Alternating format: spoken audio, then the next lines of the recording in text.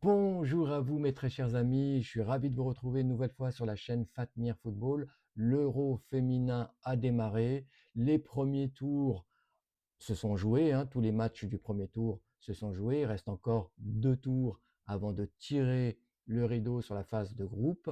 Donc on va en profiter pour revenir sur tous les matchs joués. On va balancer quand même pas mal de chiffres pour que vous ayez une idée des forces en présence. On terminera par le dessert, par la France qui affrontait l'Angleterre, histoire de se mettre bien, bien évidemment. Mais on va faire ça, enfin je vais scinder cette thématique en deux. Il y aura 2 vidéos, parce que c'est vrai que faire des vidéos d'une demi-heure, vous n'êtes pas toujours friand, je peux le comprendre. C'est vrai que ça peut paraître long, donc je vais scinder ça en deux, comme ça vous piochez la vidéo qui vous intéresse en fonction des pays que vous suivez, que vous appréciez. Voilà, donc on va faire les choses comme ça. Si vous aimez ce type de contenu, eh ben, n'hésitez pas à vous abonner, encore une fois, si ce n'est pas encore fait. Mettez-moi des pouces, faites péter les pouces, faites tourner la vidéo, mettez des commentaires, j'adore vous lire, vous le savez. Soyez participatifs, une toute petite action à faire de votre côté, mais une grande action militante pour le foot féminin. C'est parti! Bon les amis, avant d'entrer dans le vif du sujet, si vous le permettez, je vais quand même vous dire 2 choses. La première chose, c'est que j'aimerais apporter un rectificatif par rapport à ce que j'ai pu vous dire concernant les matchs de groupe. Tous les matchs de groupe n'ont pas été joués, bien évidemment. Ce que je voulais dire, c'est que tous les matchs du premier tour ont été joués, d'où ce bilan. La première salve a été tirée, il reste 2 tours avant de tirer le rideau sur cette phase de groupe. Voilà, ça c'est dit.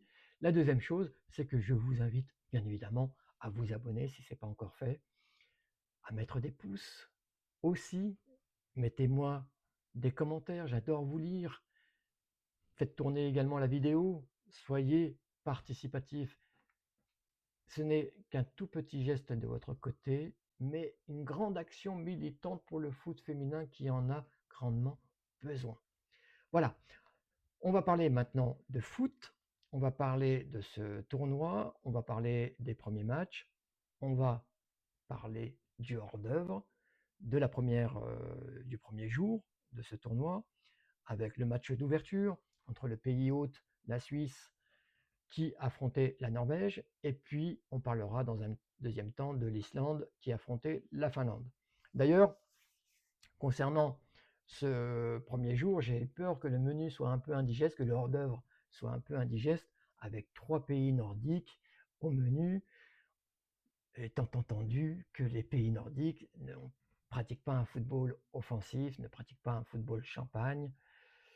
Voilà, j'avais un petit peu peur.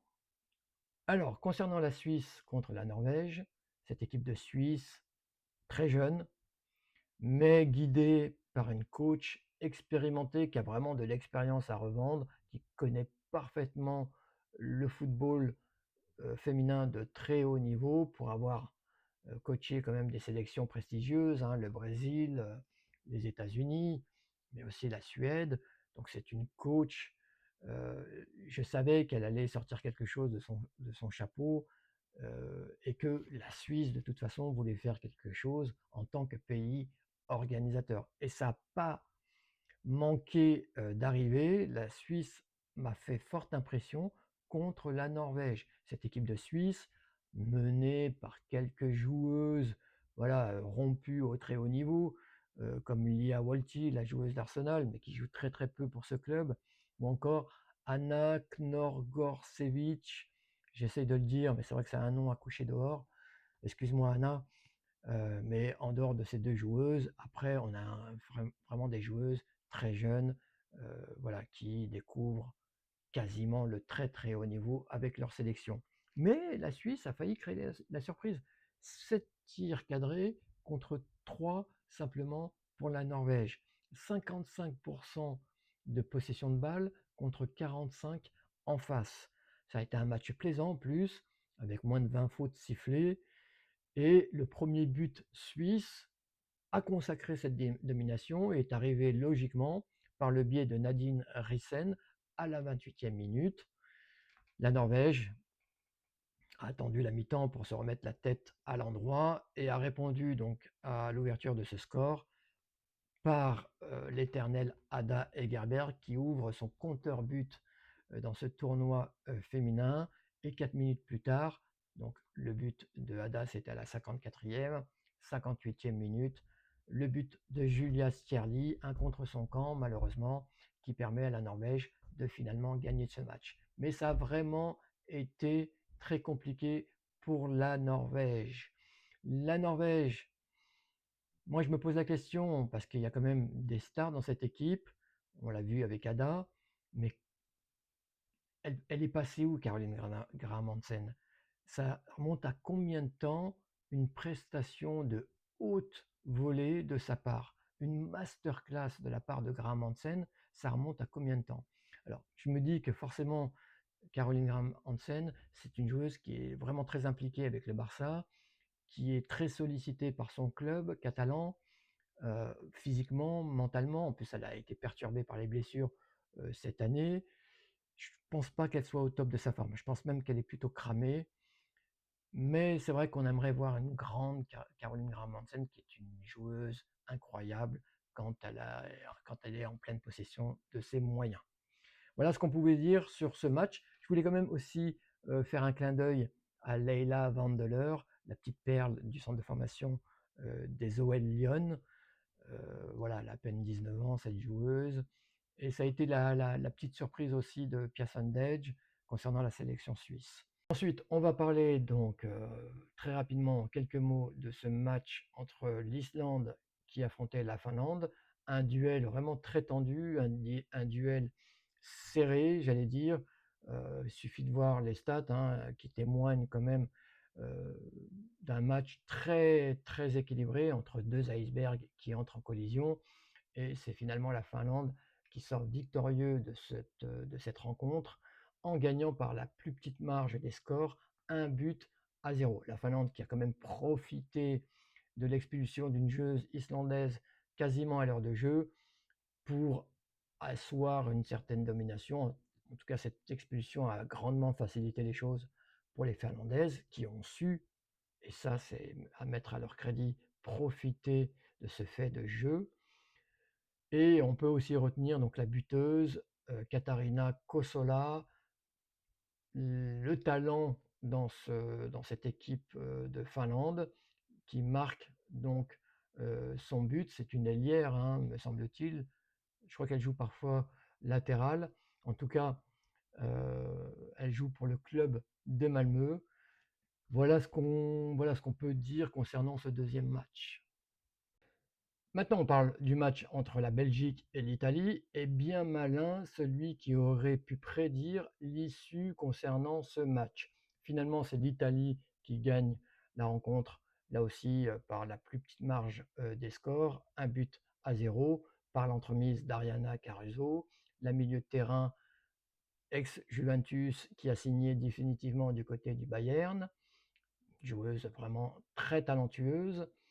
Et il faut dire aussi que cette équipe d'Italie, depuis au moins le dernier Euro, je trouve qu'elle monte en puissance. Elle a quelques faits d'armes pour elle. Elle a performé contre des grosses nations. Et c'est une équipe d'Italie qui vraiment monte en puissance ces dernières années. Tandis que la Belgique, je trouve, c'est un peu le contraire. C'est un peu le jeu des vases communicants, c'est-à-dire que l'Italie, elle, monte en puissance, alors que la Belgique, j'ai l'impression, perd pied, même s'il faut rappeler que la Belgique a gagné contre l'Angleterre il n'y a pas si longtemps, 3 buts à 2. Une équipe belge qui a quand même quelques ressources, mais une équipe belge qui est très très loin de son prime il y a encore quelques années. Reste comme vestige dans cette équipe, si je puis dire, Tessa Boulart, qui, je crois, joue du côté de l'Italie, il me semble. Elle a tellement bougé là ces derniers temps. Dites-moi, vous, dans la barre des commentaires, si vous connaissez bien Tessa Boulart, dans quel club elle joue actuellement. Je pourrais le voir, le chercher dans Google, mais je laisserai les personnes qui me regardent me répondre là-dessus, ça me fera plaisir. J'attendrai avant d'aller sur Google d'avoir la réponse, dans le champ des commentaires. Quoi qu'il en soit, voilà, l'Italie qui fait un joli coup parce qu'on sait que dans ce groupe, d'ores et déjà, la première place est acquise et elle est réservée à l'Espagne. Au niveau des stats, donc rapidement, il y a quand même eu 10 tirs côté Belgique, 17 tirs du côté de l'Italie. Donc, l'Italie qui a quand même pas mal mitraillé, la cage, belge, et sur ces 10 tirs côté belge, seulement 2 tirs cadrés, et sur ces 17 tirs côté italien, 7 tirs quand même cadrés. Donc, l'Italie a bien réglé la mire, concernant ces tirs.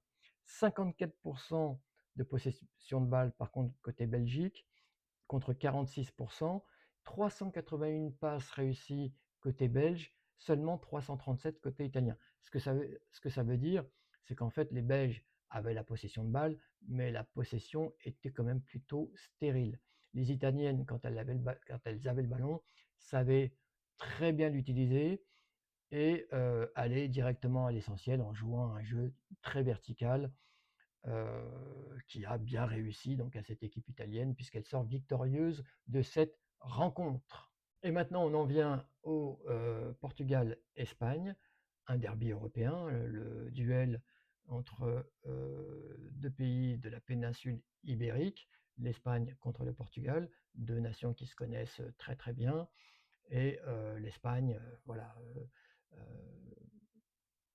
a envoyé un message très clair donc à l'ensemble des pays concernés par ce tournoi. L'Espagne est bel et bien là. Après, il faut quand même modérer cette victoire large de 5-0. J'ai trouvé le Portugal très faible. Il faut dire que leur star, Kika Nazareth, revenait donc aux affaires après avoir été longuement blessé sur la deuxième partie de la saison avec son club du Barça. Donc, on était loin d'avoir une Kika Nazareth, qui est quand même le facteur X dans cette équipe, au summum de sa forme. Mais quand même, le Portugal, c'est une équipe qui recense des joueuses de très très haut niveau à tous les postes.